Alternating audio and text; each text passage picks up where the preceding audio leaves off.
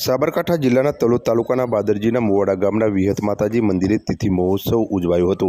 મંદિરના શિખર પર ધજા ચડાવી હાથી ઘોડા અને ડીજેના તાલે લોકગાયકો તેમજ કલાકારો સાથે ભવ્ય શોભાયાત્રા પણ યોજવામાં આવી હતી।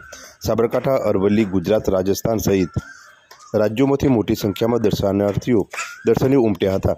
ભક્તોએ માતાજીના દર્શન અને મુકેશ ભુવાજીના આશીર્વાદ મેળવી ધન્યતા અનુભવી હતી।